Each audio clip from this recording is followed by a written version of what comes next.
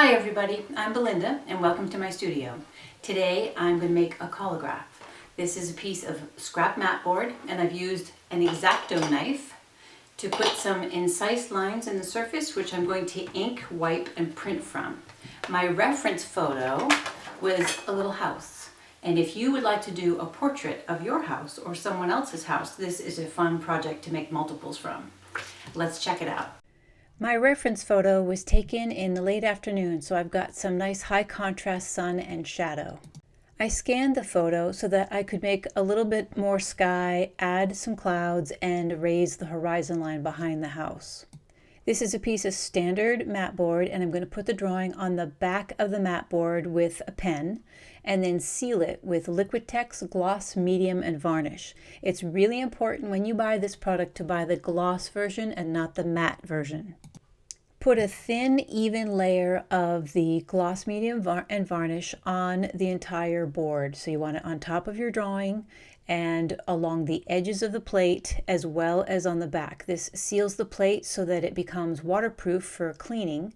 It also, because it's a gloss version of the varnish, releases the ink when you go to print from it. Squeegee the product on or use a brush and just make sure that your distribution is just nice and thin and even and thorough. There can't be any mat board visible, so move it in the light to make sure that you've got the entire board front, back, and sides covered.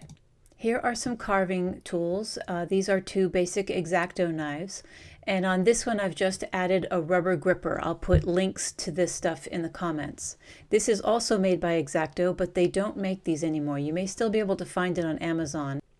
This has a tiny little blade, which is great for intricate cutting, and it's retractable. It has a little release button on the back, and it's got right angle lines in the front for a better grip. This is a Fiskars swivel tip finger tool, and it's got another tiny blade for intricate carving, and the swivel knife is really nice for pulling down and doing some curved line cutting work. On Amazon, this was about $8. This one is also made by Fiskars. It's a fingertip craft knife. I think this one goes for about $4. So it doesn't swivel, but it takes a standard number 11 blade, and it's quite comfortable in the hand. This one is also retractable. It has a little hoop on the back so you can hang it on a lanyard, and then it's got a lock on it. So once it's stored, it won't pop open on you. Very comfortable, easy to use, and it's got a little fingertip rest in the front. I've got a couple pieces of non-skid so that my board stays steady, and I'm going to do all of my carving with a standard X-Acto knife because I'm going to assume that that's something that you might have handy around the house. Before cutting, I'm taking a look again at my reference photo just to make sure that I know where my darkest dark spots are and my lightest lights. And the first line I cut will be a simple, unfussy, relatively straight line to get a feel for the board and the knife. You don't have to go very deep here. You're just carving basically that sheet of Liquitex gloss varnish that you put on the card and then a little bit of paper underneath it. And you can see by the blade that when I cut to the right, I angle the blade to the right. When I cut to the left, I angle the blade to the left, and then right there, I just push the blade in to clip the end so that when I pull that little string out, I'm not going to make any tears. This is another example a little bit closer. I have the blade angled to the right as I go down the right side of the line.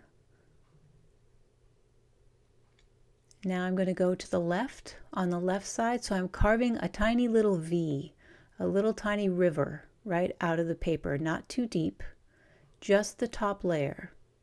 Now on this one, I'm showing that sometimes the paper doesn't peel in a nice long hairline. It breaks apart in your fingers, and that's okay. Use the tip of your knife to pull out whatever parts didn't come up so that you leave a little gouge in the top of the mat board for ink to rest in.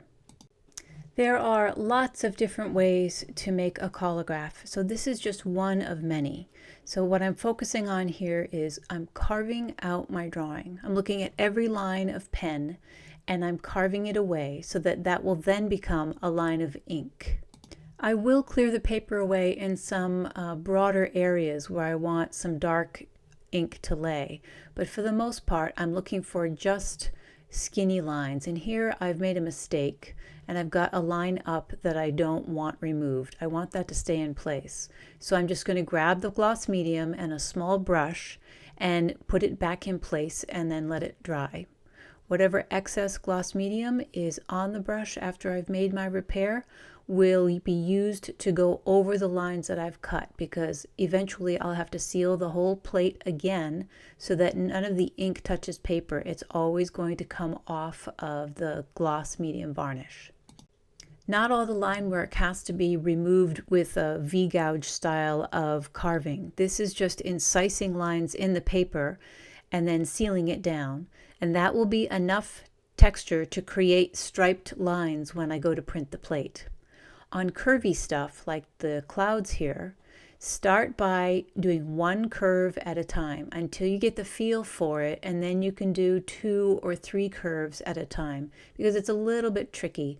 But after this, you'll be an expert and you'll be carving entire forests in no time at all.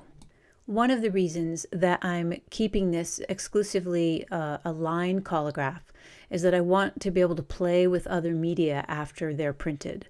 This will be a perfect collagraph to play with shadow and light and color using watercolor or colored pencil or acrylics or crayon or whatever medium you want once these are printed. And there's no reason you can't try all of them if you'd like. After all the carving is done, like I mentioned before, another coat of Liquitex gloss medium and varnish gets brushed and pushed into all the cuts that were made so that each little segment of matte board paper that's exposed is coated evenly with the varnish. Now you have a relatively sturdy printmaking plate to make collagraphs from, and it's slick enough to release your printmaking ink. This is a cream-colored BFK Reeves printmaking paper, which comes in full sheets of 22 by 30, and this is the 280 gram or the heavier weight. And I'm going to show you that I tear the paper down to size around the plate, and there is a big difference in the way that your print will come out based on the paper that you use.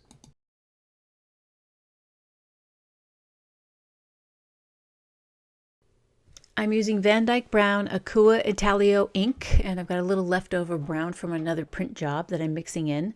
And then I'm going to stiffen it with Aqua Mag Mix, which you can see here is kind of a powdery paste. That will make the ink stiff enough so that it sits in the crevices of the collagraph without coming out as I wipe the plate. Here's a note of caution. Don't leave your collagraph plates up against non-skid. The non-skid adheres to the gloss medium varnish even after it's dry and sticks to it. This was the back of that plate after leaving it one night on top of the non-skid. I'm using a dauber to apply the ink. That's a piece of rolled felt, and I'm just pushing the ink down inside the lines I've incised on top of the plate. I don't have to cover the areas that are uncut because the wiping process will push the ink there. This is stiff tarlatan. I'm rolling it into itself to make a little pillow, which I will flatten against the table before I begin wiping the plate in circular motions. Tarlatan is just starched cheesecloth, and this is pretty stiff, which I want because I don't want the flexibility of the cloth to dip down into the crevices where the ink is sitting. I just want it to remove and push around the ink on the top of the surface of the plate. I'm not pressing very hard. I'm just doing circular motion all over the top of the plate and then flipping the whole thing around to continue until I've got what's called a little bit of plate tone. That is that there's ink left on the surface of the plate that gives it sort of a brownish tinge, and it's kind of painterly. You can already see here that the ink is staying inside the lines.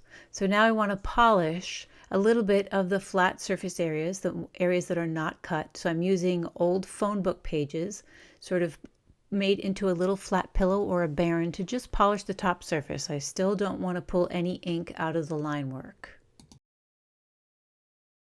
Now you can see that I've left quite a bit of plate tone and ink on the surface here because I want to wipe some of it away with a paper towel wrapped around my finger. I'm just embossing some areas and giving some highlight to the clouds, and then I'll use cotton swabs or Q-tips to create some sunspots against the house to replicate the sunny day or late afternoon that I saw in the reference photo.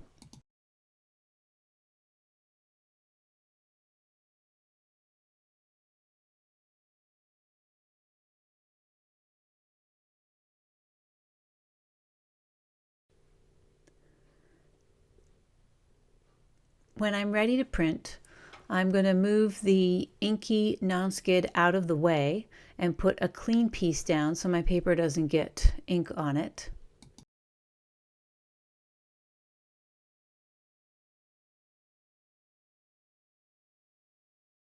And I'll use a sheet of the Reeves BFK printmaking paper that's been soaked and blotted. This is a piece of white. And hold it with my hand, and then take a small spoon and just start transferring the image by making circular motion on the back of the paper pretty firm. Now this paper works beautifully when printed on an etching press, but as you'll see here, even with a lot of intense rubbing throughout the entire plate, I'm not going to get enough pressure in a hand rub to get the paper to dip down into the line work to collect that ink. The paper is too stiff.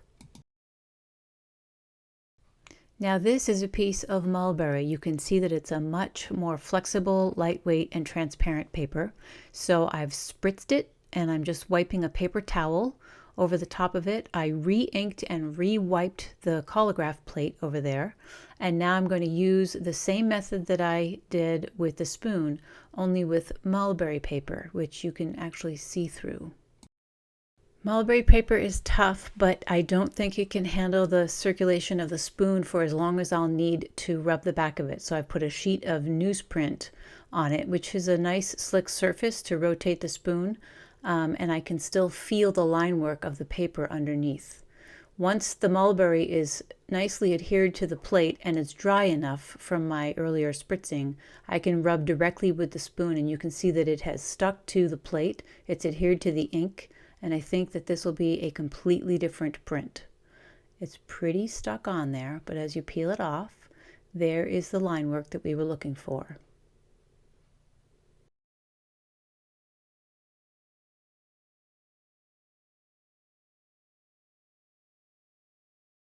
So that was a mat board Collagraph. Not a lot of supplies, but a lot of fun and really easy and basic to make.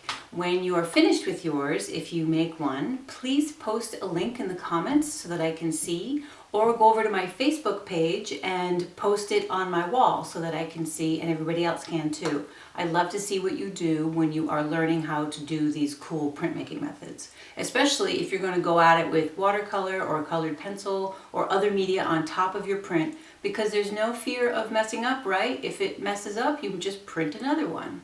That's the beauty of it. Anyway, thanks so much for stopping by. If this was helpful at all, please leave me a thumbs up so that I know, and subscribe to the channel so you don't miss anything, and I will see you in the studio next time. Bye-bye.